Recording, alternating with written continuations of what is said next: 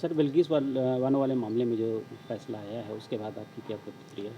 मैं supreme court के इस ऐतिहासिक निर्णय को स्वागत करते हुए मैं कहना चाहता हूँ, ये गुजरात की भाजपा सरकार के गाल पर ज़बरदस्त तमाचा है, जिसने अपने अधिकार क्षेत्र के बाहर जाकर महाराष्ट्र में जिस केस का ट्रायल हुआ था उसको यहाँ से छोड़ दिया गुजरात से, जबकि उनका ये अधिकार क्षेत्र नहीं था। जहाँ ट्रायल होता है वहीं की सरकार विचार कर सकती थी। सर्वोच्च न्यायालय ने ये साफ कर दिया है कि ये निर्णय गलत था।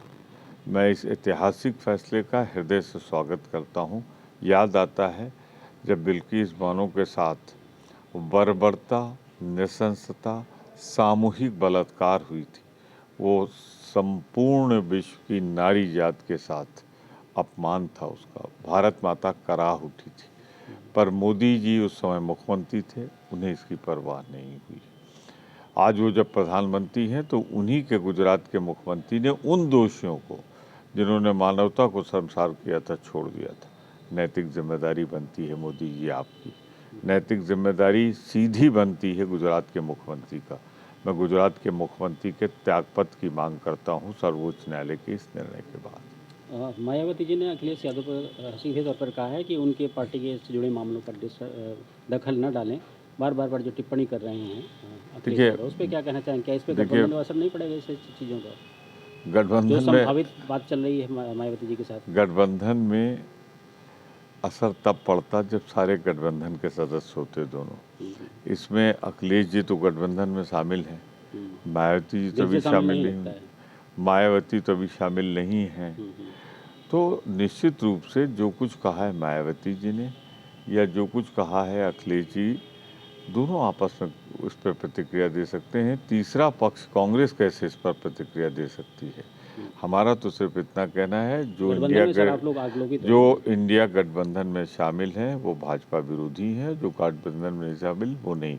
तो गठबंधन में अगर किसी दल शामिल है और उसकी किसी से आपस में किसी विषय विवाद है तो वो इंडिया का विवाद नहीं है, उन दोनों दलों के बीच का मामला है। जेडीयू बार कह रही है कि कांग्रेस सीरियस नहीं है गठबंधन को लेकर के। कहीं कुछ नहीं कह रही है, ये तो सिर्फ भाजपा की कपोल कल्पित कहानियां हैं। बयान आ रहे हैं जेडीयू के एक नेता के।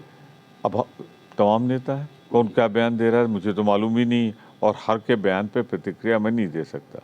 मैं सिर्फ इतना जानता हूँ कि जेडीयू के जो राष्ट्रीय अध्यक्ष हैं आज के, या जो निवर्तमान अध्यक्ष थे, दोनों इंडिया गठबंधन में शामिल हैं और वो बार कह रहे हैं कि सीटों पर फैसला जल्दी हो जाए। रामलला की प्राण प्रतिष्ठा को लेकर के अभी स्टैंड क्लियर है क्या सरकार का, कांग्रेस का? कांग्रेस पार्टी ने ऐलान किया है कि 15 तारीख को उनके प्रदेश अध्यक्ष जाएंगे, और हम लोग सभी इस निर्णय का स्वागत करते हैं जो सर्वोच्च न्यायालय ने निर्णय दिया कि इस मंदिर का निर्माण हो। मंदिर का निर्माण हो रहा है, ट्रस्ट कर रहा है। ट्रस्ट ने जिनको बुलाया है वो खुद फैसला लेंगे किसको जाना है किसको नहीं जाना है। जहाँ तक हम लोगों का सवाल है, हम सब पहले भी जाते रहे, बाद में भी जाएंगे।